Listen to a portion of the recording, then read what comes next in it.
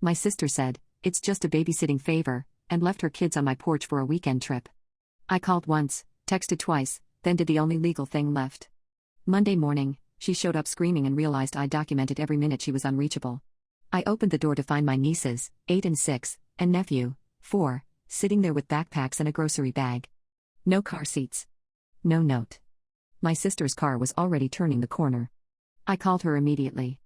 Straight to voicemail. I called again. Voicemail. I texted, "What the hell is going on? You can't just leave them here." Nothing. I brought the kids inside because what else was I supposed to do, leave them on the porch? The 8-year-old handed me a crumpled piece of paper from her pocket. It said back Sunday night. They already ate. Thanks. In my sister's handwriting. I tried calling 5 more times that night.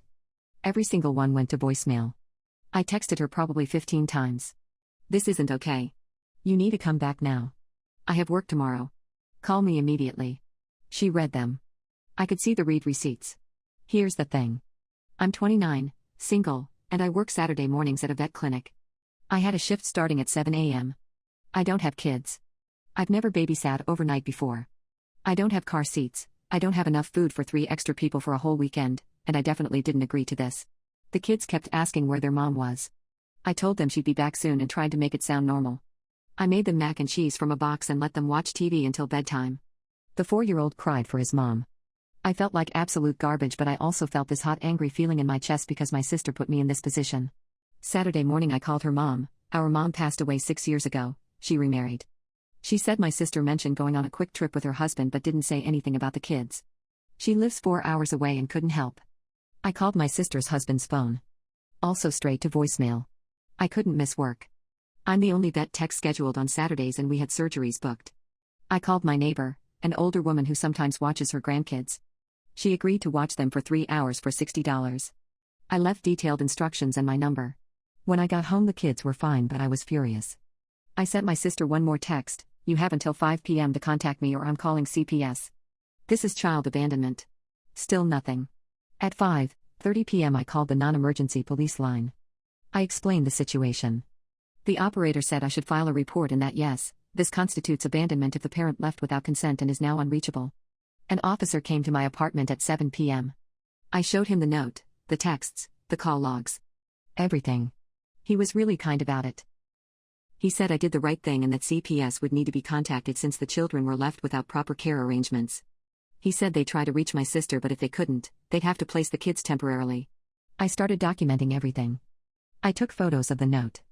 I screenshot every text and call. I wrote down exact times.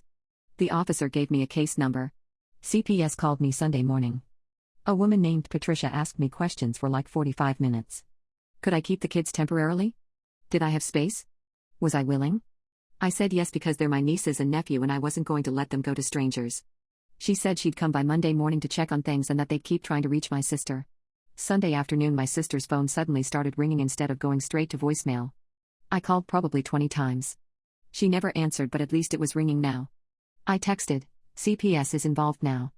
You abandoned your kids. Call me." She texted back at 8 p.m, "Relax, we're almost home." That was it. Relax.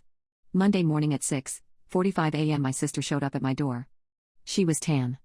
She smelled like coconut sunscreen. She had the audacity to look annoyed. "Where are my kids?" I just stared at her. "Where were you?"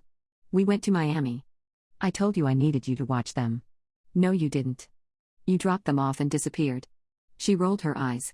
"I texted you like 2 weeks ago about needing a favor." I pulled out my phone and scrolled back through our messages. There was nothing. "Show me." "I don't have to show you anything. You're being dramatic. Just get the kids ready, I need to get them to school."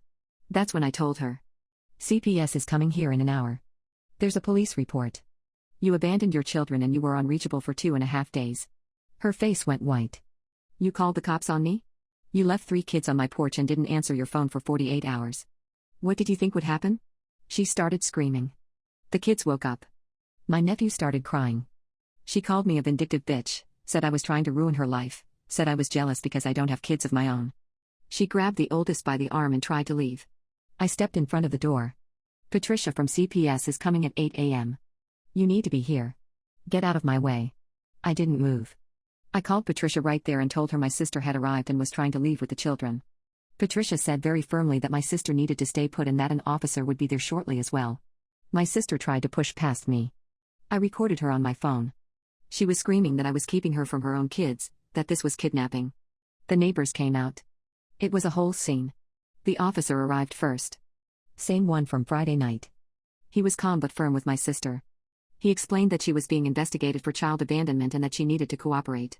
Patricia showed up 15 minutes later. They interviewed my sister in my living room while I took the kids to my bedroom and put on a movie. I could hear her through the wall. She kept saying it was just a weekend trip and that family is supposed to help each other and that I knew she needed a break. Patricia asked her point blank, "Did you receive written or verbal consent from your sister to care for these children for the weekend?" Long silence. "Did you provide your sister with a way to contact you in case of emergency?" My sister started crying. "I just needed a vacation." My husband surprised me. I thought she'd understand. Patricia's voice was ice cold. "You left 3 children ages 4, 6, and 8 with an adult who did not agree to care for them and who had no way to reach you for over 60 hours. That is textbook child abandonment. They opened a formal investigation. My sister has to take parenting classes. There's a CPS caseworker doing home visits. Her husband is furious with her because apparently he had no idea she just dropped the kids off without asking me first. He thought I'd agreed to it. My sister's friends are blowing up my phone saying I took it too far, that family doesn't call the cops on family, that I should have just dealt with it for one weekend. My brother-in-law's family is on my side and thanked me for protecting the kids. My sister isn't speaking to me and told her kids I'm the reason they had to talk to scary people in suits. I keep replaying it and wondering if I should have just waited until Sunday night. Maybe I overreacted. Maybe I destroyed my relationship with my sister over one bad decision on her part. Am I a butthole? The CPS caseworker showed up at my sister's house unannounced on Thursday. Patricia called me right after to let me know. She said my sister answered the door in pajamas at 2 p.m., the house was a mess, and one of the kids had missed school that day because my sister forgot to set an alarm.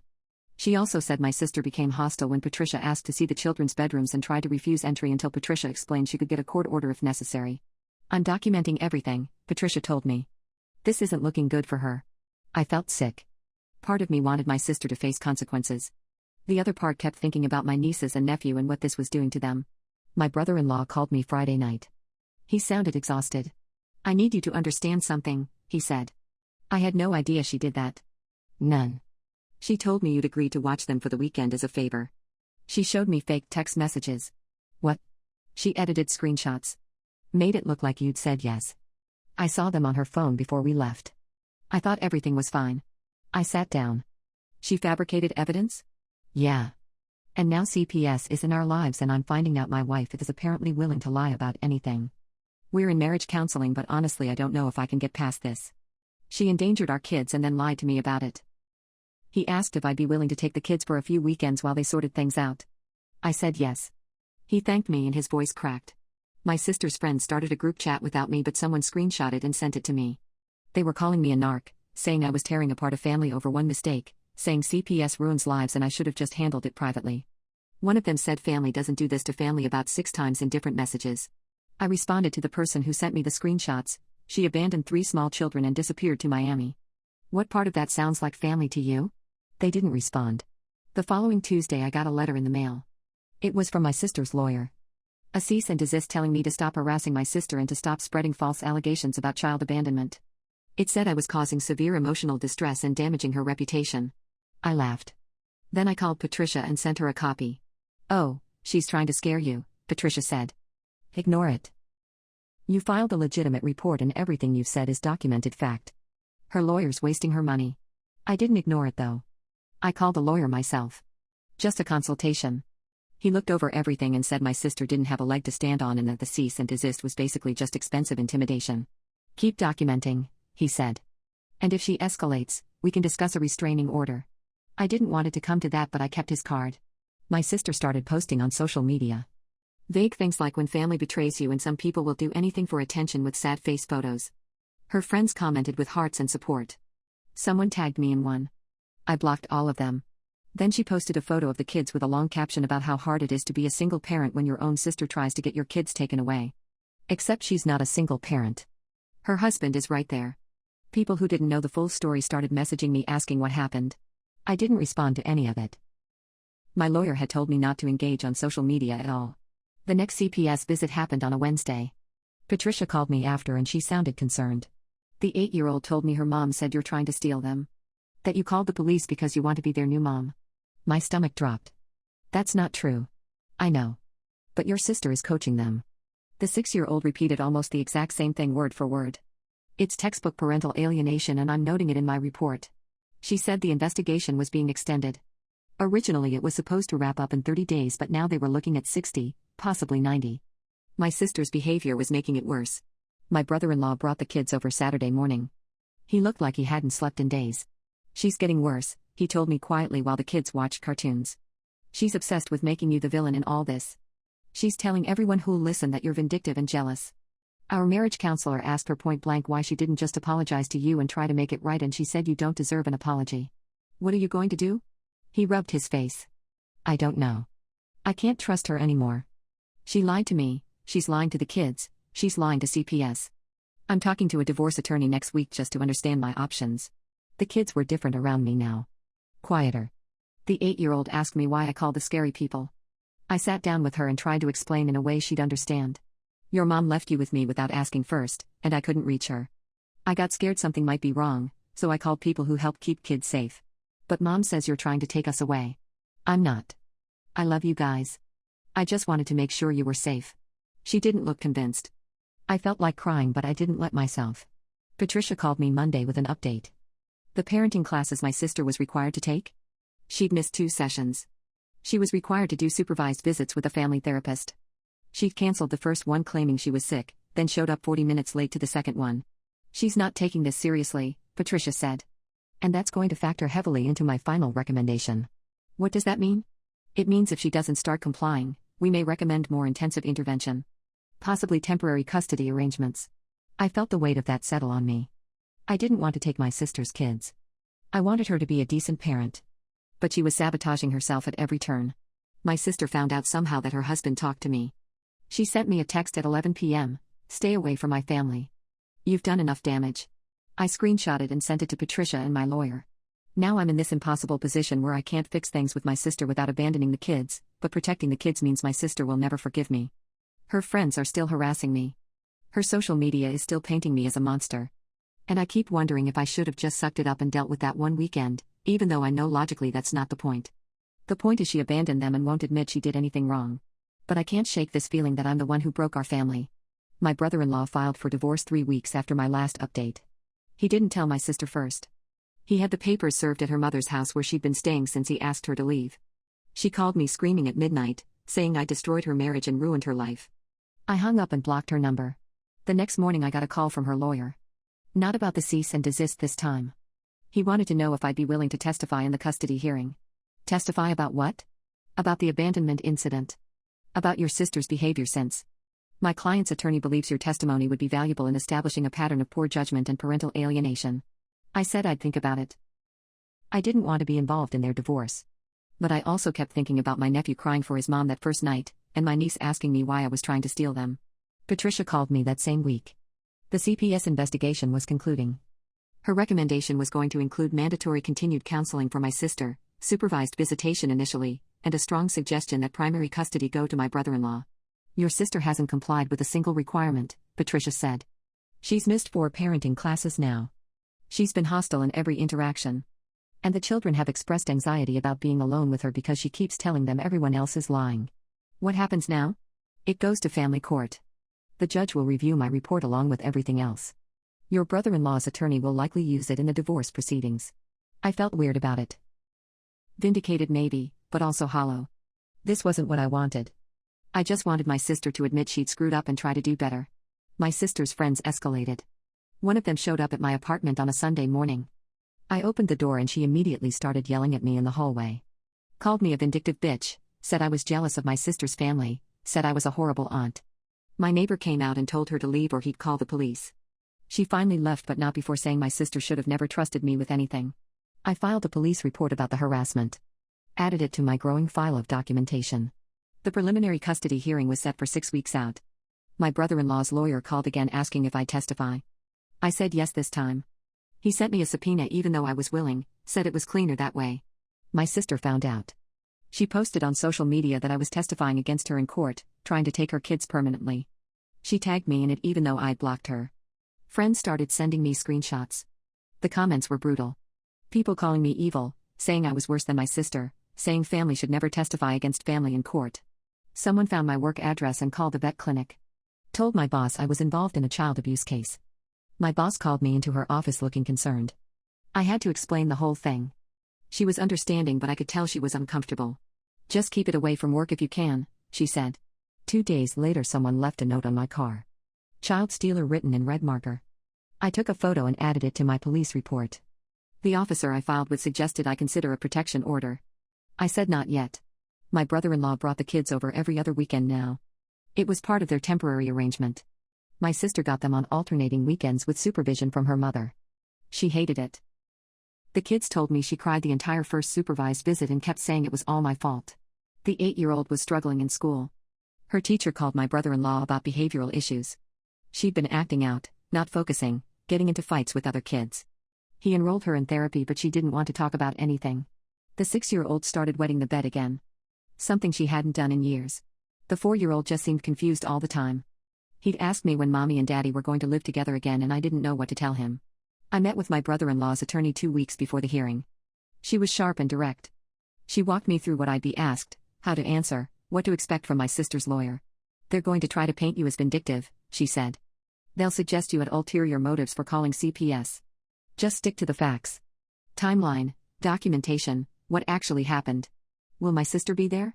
"Yes. And she'll likely be called to testify as well." My stomach turned. I hadn't seen my sister in person since that morning she showed up screaming at my door. The weekend before the hearing, my sister violated the supervision order. She picked the kids up from school without permission and took them to her apartment. My brother-in-law didn't know where they were for 3 hours. He finally tracked her down through Find My iPhone on the 8-year-old's device. The police were called. Again. My sister claimed she was just spending time with her children and that the supervision requirement was ridiculous. The officer explained she'd violated a court order. She started crying and saying everyone was against her. My brother-in-law got the kids back. My sister got arrested for custodial interference. She was released the same night, but now there was another charge on record. Her lawyer called my brother-in-law's lawyer. They wanted to negotiate. My sister would agree to my brother-in-law getting primary custody if he dropped the custodial interference charge and if I'd agree not to testify. My brother-in-law asked me what I thought. "She's trying to make me the villain still," I said. "Even now." "I know. But if we can settle this without court, it might be better for the kids." I told him to do whatever he thought was right. I'd testify if he needed me to, but I wouldn't stand in the way of a settlement that protected the kids. They settled. My sister got supervised visitation every other weekend, my brother-in-law got primary custody, and she had to complete parenting classes and therapy before supervision could be lifted. The custodial interference charge was dropped to a misdemeanor with probation. I didn't have to testify. But I also didn't get any closure. My sister still posts on social media about me. Still tells people I destroyed her family. Her friends still send me nasty messages that I immediately delete. I changed my number last week because someone kept calling and breathing into the phone before hanging up. The kids are doing better with my brother-in-law full-time. The 8-year-old's teacher says she's improving. The bedwetting has mostly stopped. They seem more stable. But they still ask about their mom. And they still repeat things she tells them about me. The 6-year-old asked me last weekend why I hate her mommy. I didn't know how to answer that. I don't hate my sister. I'm angry at her. I'm disappointed. I'm hurt that she won't take responsibility for what she did. But I don't hate her. I just wanted her to be a better parent. And instead I became the villain in her story. Now I'm wondering if protecting those kids was worth losing my sister forever. My sister showed up at my work 3 months after the settlement. I was in the middle of a consultation with a client when the receptionist came back looking uncomfortable. "There's someone here asking for you. She says she's your sister and it's an emergency." I knew immediately it wasn't an emergency.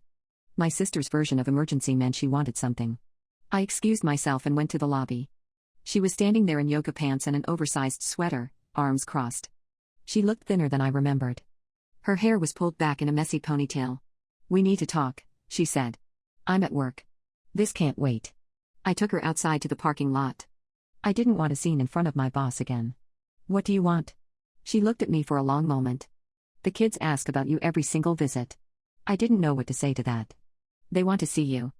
And I think, maybe it would be good for them if we figured out how to be civil." I stared at her.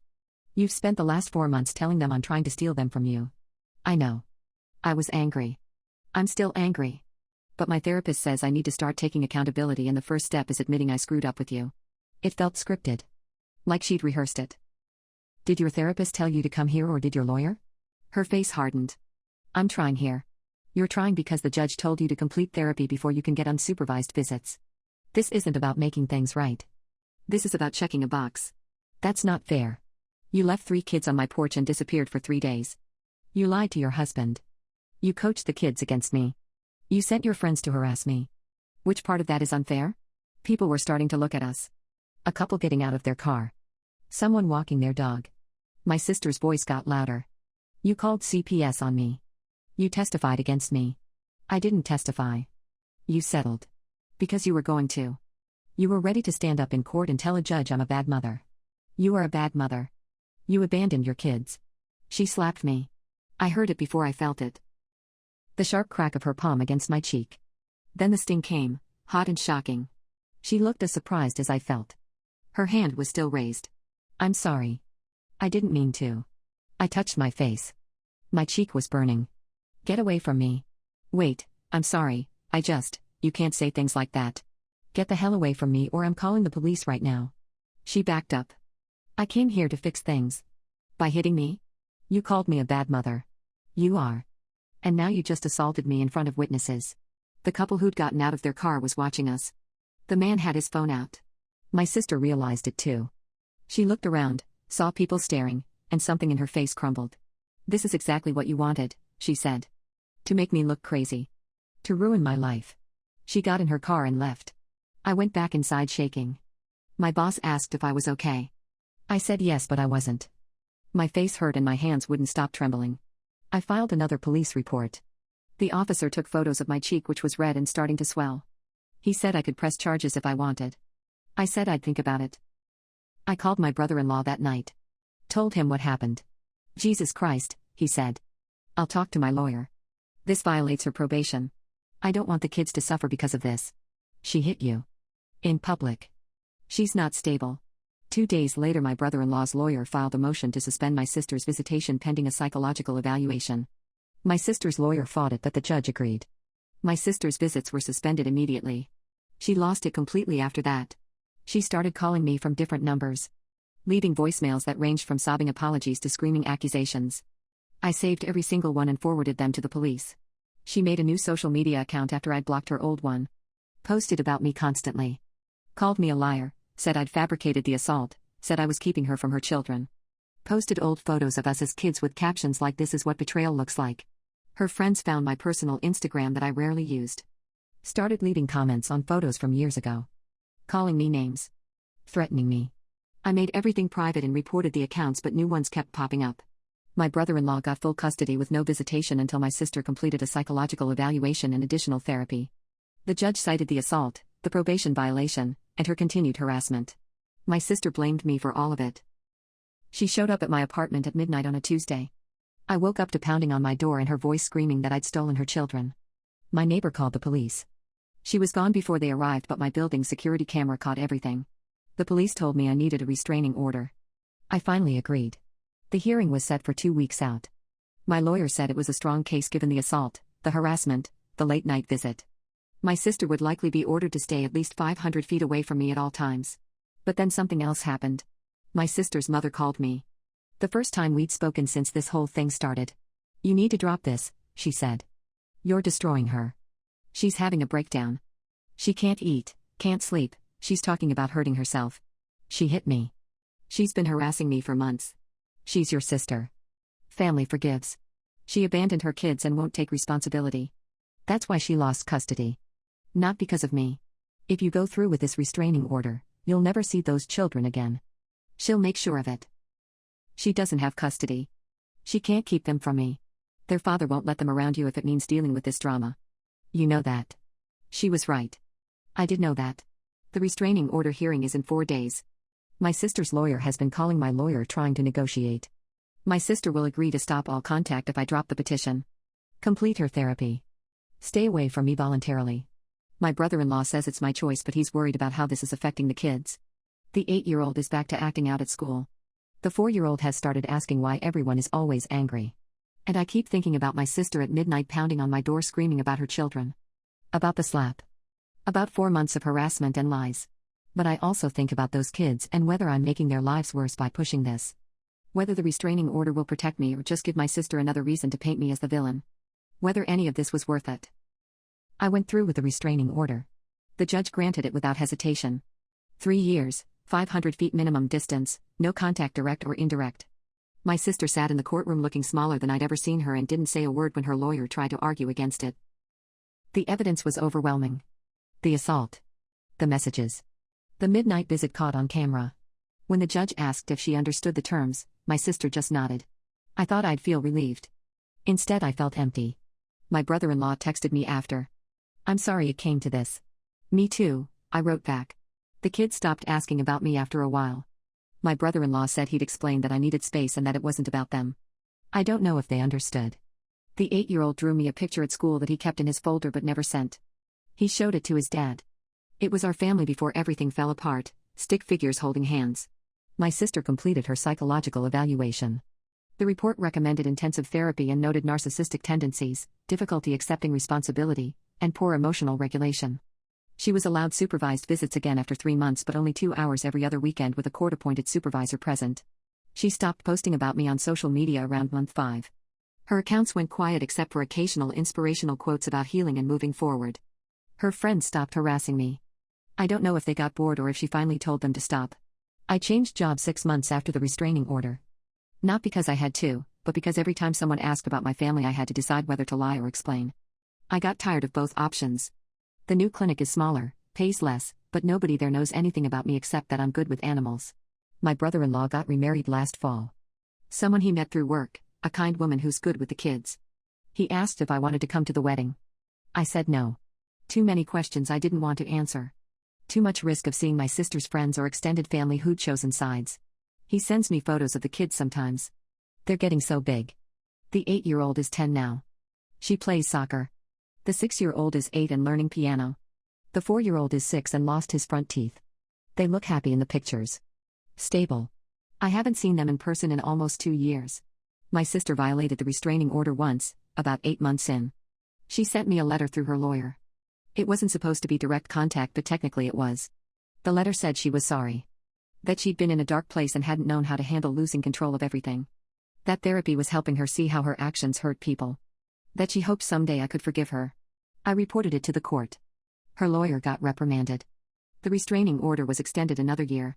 I never responded to the letter. I don't know if she's doing better now. I don't follow her life anymore. Mutual friends know not to mention her around me. The last I heard was from a former coworker who ran into her at a grocery store and said she seemed okay. That was 4 months ago. Sometimes I wonder what would have happened if I just kept the kids that weekend and never called anyone. If I'd eaten the cost of missing work, figured it out, waited for her to come back. Maybe we'd still have a relationship. Maybe the kids would know their aunt. But then I remember my nephew crying on my couch asking where his mom was. I remember the read receipts on messages she ignored while she was in Miami. I remember her face when she slapped me in the parking lot. I protected those kids. That's what I tell myself on the bad days. The thing nobody tells you about doing the right thing is that it doesn't always feel right. It just feels necessary. And sometimes necessary means losing people you thought you'd have forever. I got a message last week from the 10-year-old. She'd gotten her own phone finally and her dad had given her my number. She said hi and asked how I was and told me about her soccer team making regionals. I stared at that message for 2 hours before responding. We've been texting a little bit since then. Nothing deep. Just small updates. She doesn't ask why I'm not around and I don't bring up her mother. My brother-in-law called me after he found out she'd reached out. Asked if I was okay with it. I said yes. He said his wife had suggested maybe I could come to one of the games sometime. Sit far enough away that it wouldn't be an issue with the restraining order but close enough that she could see me there. I haven't decided yet. My sister lost her kids because she made a series of terrible choices and refused to take responsibility for any of them. She lost me because she wouldn't stop making it worse. Those are facts. But the facts don't make it hurt less. I still have the note she left on my porch that first night. Back Sunday night. They already ate. Thanks. I keep it in a folder with all the other documentation. Police reports. Court orders. Text screenshots. A complete record of how a family falls apart. Sometimes I take it out and look at her handwriting and try to remember when things were different between us. Before kids. Before Miami. Before everything broke. I can't really remember anymore. That person feels like someone I made up. The kids are safe. They're stable. They're growing up with a father who loves them and a stepmother who treats them well. My sister sees them twice a month under supervision, and from what I understand, she's actually following the rules now. I did the right thing. I know I did. But I lost my sister. And some days that feels like too high a price for doing what was necessary.